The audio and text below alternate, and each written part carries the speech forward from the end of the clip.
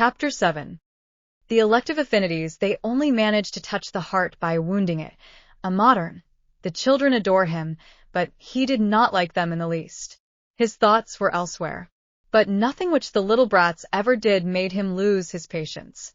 Cold, just and impassive, and none the less liked. Inasmuch as a rival had more or less driven ennui out of the house, he was a good tutor. As for himself, he felt nothing but hate and abhorrence for that good society into which he had been admitted. Admitted, it is true, at the bottom of the table, a circumstance which perhaps explained his hate and his abhorrence. There were certain full-dress dinners at which he was scarcely able to control his hate for everything that surrounded him. One St. Louis feast day in particular, when M. Rênal was monopolizing the conversation of M. de Rênal, Julien was on the point of betraying himself. He escaped into the garden on the pretext of finding the children. "What praise of honesty!" he exclaimed. "One would say that was the only virtue, and yet think how they respect and grovel before a man who has almost doubled and trebled his fortune since he has administered the poor fund. I would bet anything that he makes a profit even out of the moneys which are intended for the foundlings of these poor creatures whose misery is even more sacred than that of others. Oh, monsters! Monsters! And I, too, am a kind of foundling, hated as I am by my father, my brothers, and all my family." Some days before the feast of St. Louis, when Julien was taking a solitary walk and reciting his breviary in the little wood called the Belvedere, which dominates the Cours de la Fidélite, he had endeavored in vain to avoid his two brothers whom he saw coming along in the distance by a lonely path. The jealousy of these coarse workmen had been provoked to such a pitch by their brother's fine black suit, by his air of extreme respectability, and by the sincere contempt which he had for them, that they had beaten him until he had fainted and was bleeding all over. Madame de Rênal, who was taking a walk with M. de Rênal and the sub-prefect, happened to arrive in the little wood. She saw Julien lying on the ground, and thought that he was dead. She was so overcome that she made M. Rênal jealous. His alarm was premature. Julien found Madame de Rênal very pretty, but he hated her on account of her beauty, for that had been the first danger which had almost stopped his career. He talked to her as little as possible, in order to make her forget the transport which had induced him to kiss her hand on the first day. Madame de Rênal's housemaid, Elisa, had lost no time in falling in love with the young tutor. She often talked about him to her mistress. Elisa's love had earned for Julien the hatred of one of the men servants. One day he heard the man saying to Elisa, "You haven't a word for me now that this dirty tutor has entered the household." The insult was undeserved, but Julien, with the instinctive vanity of a pretty boy, redoubled his care of his personal appearance. M. Rênal's hate also increased. He said publicly that it was not becoming for a young abbé to be such a fop. Madame de Rênal observed that Julien talked more frequently than usual to Mademoiselle Elisa. She learnt that the reason of these interviews was the poverty of Julien's extremely small wardrobe. He had so little linen that he was obliged to have it very frequently washed outside the house, and it was in these little matters that Elisa was useful to him. Madame de Rênal was touched by this extreme poverty, which she had never suspected before. She was anxious to make him presents, but she did not dare to do so. This inner conflict was the first painful emotion that Julien had caused her. Till then Julien's name had been synonymous with a pure and quite intellectual joy. Tormented by the idea of Julien's poverty, Madame de Rênal spoke to her husband about giving him some linen for a present. "What nonsense," he answered. "The very idea of giving presents to a man with whom we are perfectly satisfied, and who is a good servant. It will only be if he is remiss that we shall have to stimulate his zeal." Madame de Rênal felt humiliated by this way of looking at things, though she would never have noticed it in the days before Julien's arrival. She never looked at the young abbé's attire, with its combination of simplicity and absolute cleanliness, without saying to herself, "The poor boy, how can he manage?" Little by little, instead of being shocked by all Julien's deficiencies, she pitied him for them. Madame de Rênal was one of those provincial women whom one is apt to take for fools during the first fortnight of acquaintanceship. She had no experience of the world and never bothered to keep up the conversation. Nature had given her a refined and fastidious soul, while that instinct for happiness which is innate in all human beings caused her, as a rule, to pay no attention to the acts of the coarse persons in whose midst chance had thrown her. If she had received the slightest education, she would have been noticeable for the spontaneity and vivacity of her mind, but being an heiress, she had been brought up in a convent of nuns, who were passionate devotees of the Sacred Heart of Jesus and animated by a violent hate for the French as being the enemies of the Jesuits. Madame de Rênal had had enough sense to forget quickly all the nonsense which she had learned at the convent, but had substituted nothing for it, and in the long run knew nothing. The flatteries which had been lavished on her when still a child, by reason of the great fortune of which she was the heiress, and a decided tendency to passionate devotion, had given her quite an inner life of her own. In spite of her pose of perfect affability and her elimination of her individual will, which was cited as a model example by all the husbands in Verrières, and which made M. de Rênal feel very proud, the moods of her mind were usually dictated by a spirit of the most haughty discontent. Many a princess who has become a byword for pride has given infinitely more attention to what her courtiers have been doing around her than did this apparently gentle and demure woman to anything which her husband either said or did. Up to the time of Julien's arrival, she had never really troubled about anything except her children. Their little maladies, their troubles, their little joys, occupied all the sensibility of that soul, who, during her whole life, had adored no one but God. When she had been at the Sacred Heart of Besançon, a feverish attack of one of her sons would affect her almost as deeply as if the child had died, though she would not deign to confide in anyone.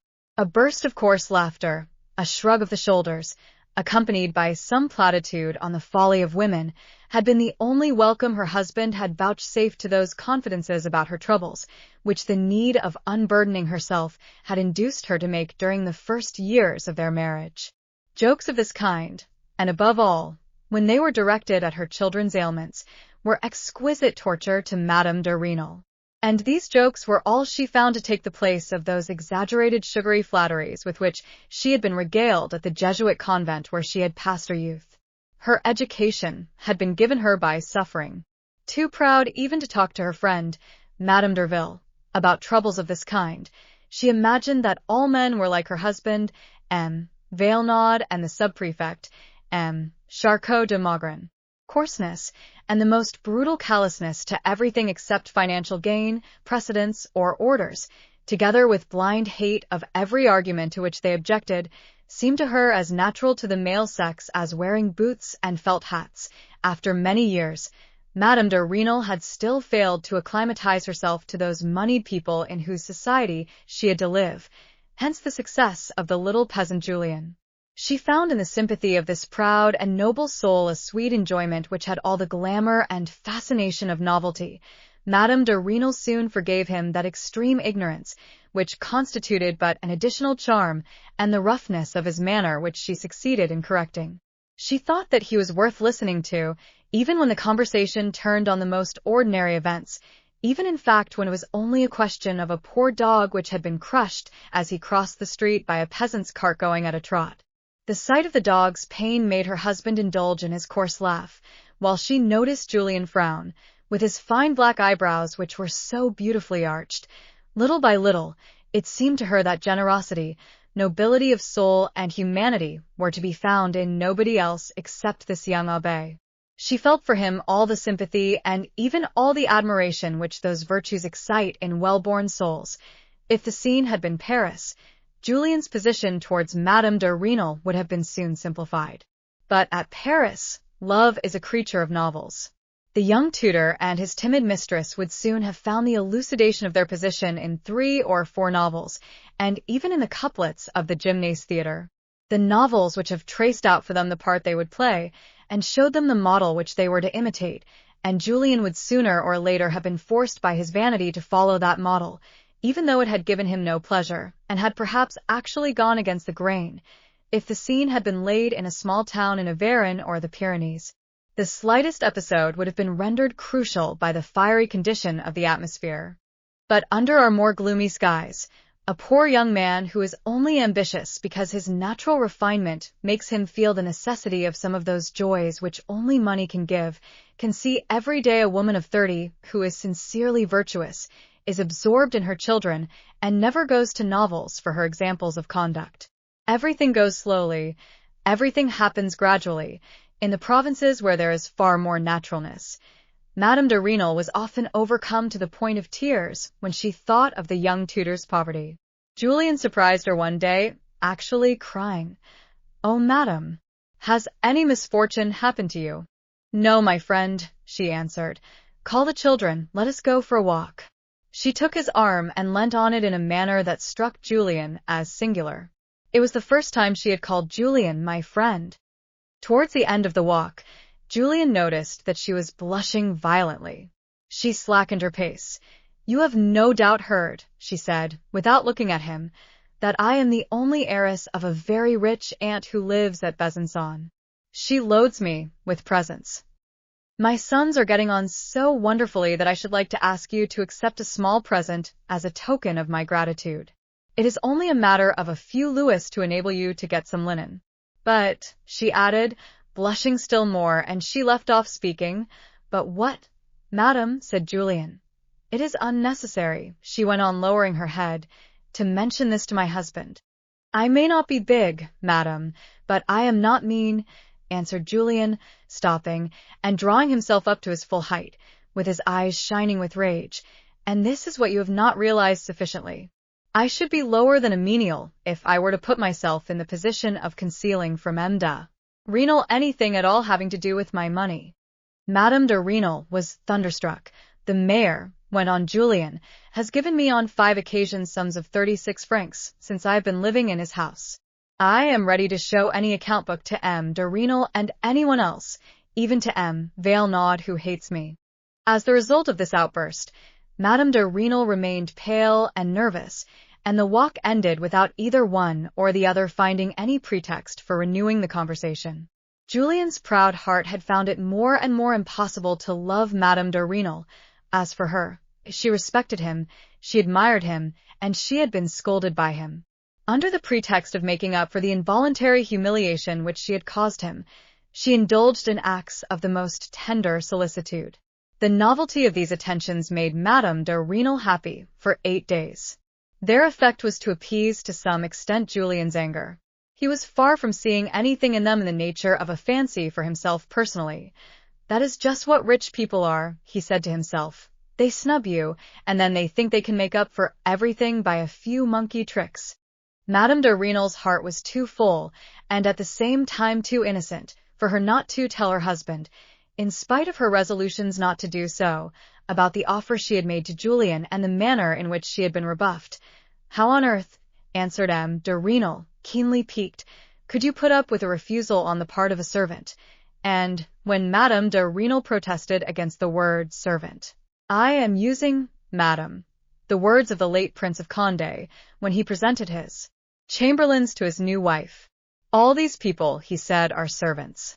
I have also read you this passage from the Memoirs of Besenval, a book which is indispensable on all questions of etiquette.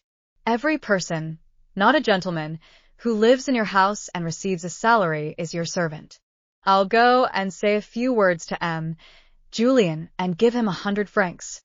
Oh, my dear, said Madame de Rênal, trembling, I hope you won't do it before the servants. Yes, they might be jealous, and rightly so, said her husband as he took his leave, thinking of the greatness of the sum. Madame de Rênal fell on a chair almost fainting in her anguish. He is going to humiliate Julien, and it is my fault. She felt an abhorrence for her husband and hid her face in her hands. She resolved that henceforth she would never make any more confidences. When she saw Julien again, she was trembling all over.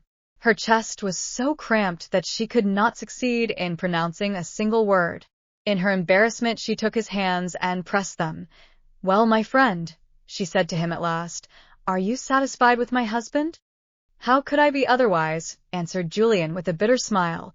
He has given me 100 francs. Madame de Rênal looked at him doubtfully.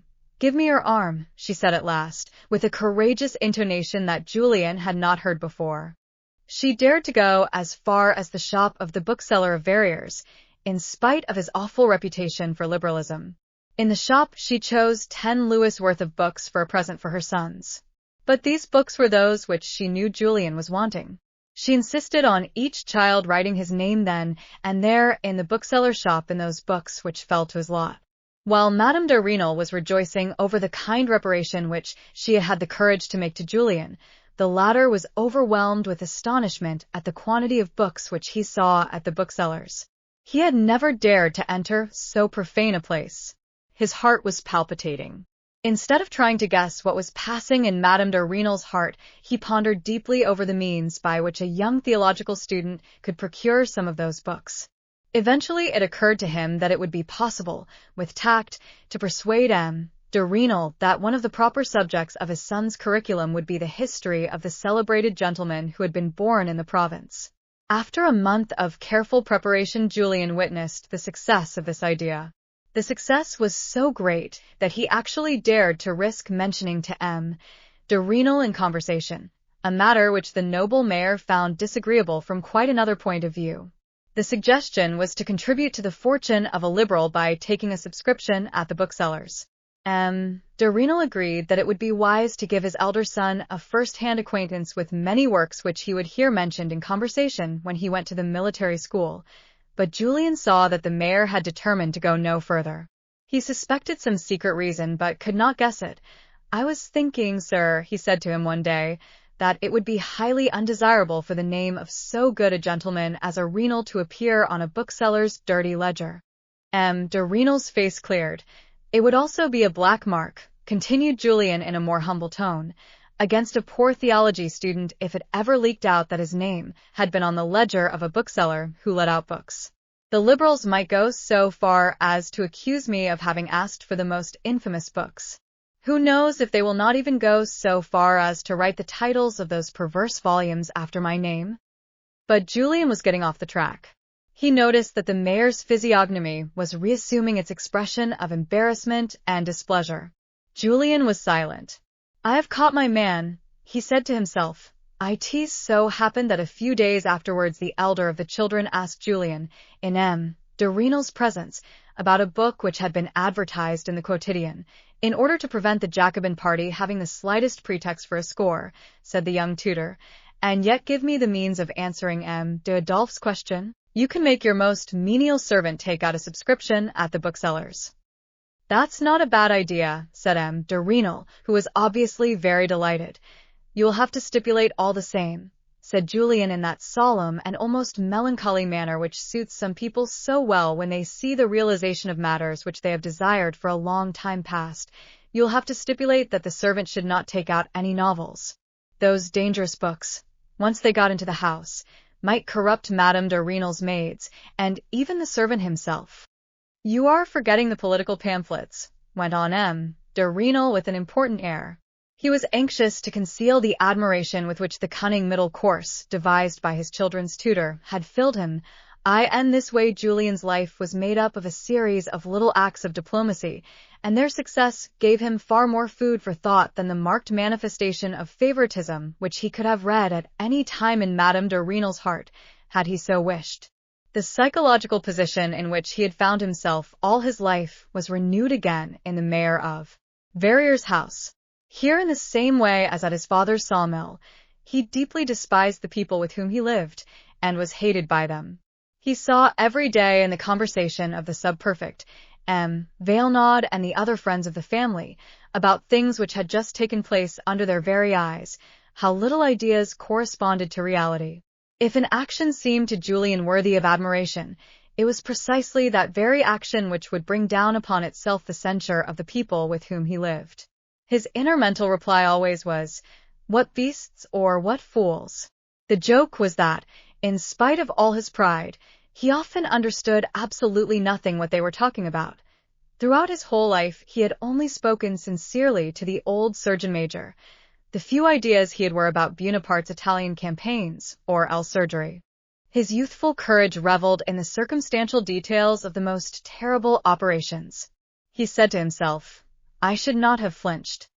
The first time that Madame de Rênal tried to enter into conversation independently of the children's education, he began to talk of surgical operations. She grew pale and asked him to leave off. Julien knew nothing beyond that. It came about that, Though he passed his life in Madame de Rênal's company, the most singular silence would reign between them as soon as they were alone. When he was in the salon, she noticed in his eyes, in spite of all the humbleness of his demeanor, an air of intellectual superiority towards everyone who came to visit her. If she found herself alone with him for a single moment, she saw that he was palpably embarrassed. This made her feel uneasy, for her woman's instinct caused her to realize that this embarrassment was not inspired by any tenderness. Owing to some mysterious idea, derived from some tale of good society, such as the old surgeon major had seen it, Julien felt humiliated whenever the conversation languished on any occasion when he found himself in a woman's society, as though the particular pause were his own special fault. This sensation was 100 times more painful in tête-à-tête. His imagination, full as it was of the most extravagant and most Spanish ideas of what a man ought to say when he is alone with a woman, only suggested to the troubled youth things which were absolutely impossible. His soul was in the clouds. Nevertheless, he was unable to emerge from this most humiliating silence. Consequently, during his long walks with Madame de Rênal and the children, the severity of his manner was accentuated by the poignancy of his sufferings. He despised himself terribly. If by any luck he made himself speak, he came out with the most absurd things. To put the finishing touch on his misery, he saw his own absurdity and exaggerated its extent, but what he did not see was the expression in his eyes, which were so beautiful and betokened so ardent a soul, that, like good actors, they sometimes gave charm to something which is really devoid of it. Madame de Rênal noticed that when he was alone with her he never chanced to say a good thing except when he was taken out of himself by some unexpected event, and consequently forgot to try and turn a compliment. As the friends of the house did not spoil her by regaling her with new and brilliant ideas, she enjoyed with delight all the flashes of Julien's intellect. After the fall of Napoleon, every appearance of gallantry has been severely exiled from provincial etiquette. People are frightened of losing their jobs. All rascals look to the religious order for support, and hypocrisy has made firm progress, even among the liberal classes. One's ennui is doubled. The only pleasures left are reading and agriculture. Madame de Rênal, the rich heiress of a devout aunt, and married at 16 to a respectable gentleman, had never felt or seen in her whole life anything that had the slightest resemblance in the whole world to love. Her confessor, the good Curé Julien, had once mentioned love to her, in discussing the advances of M.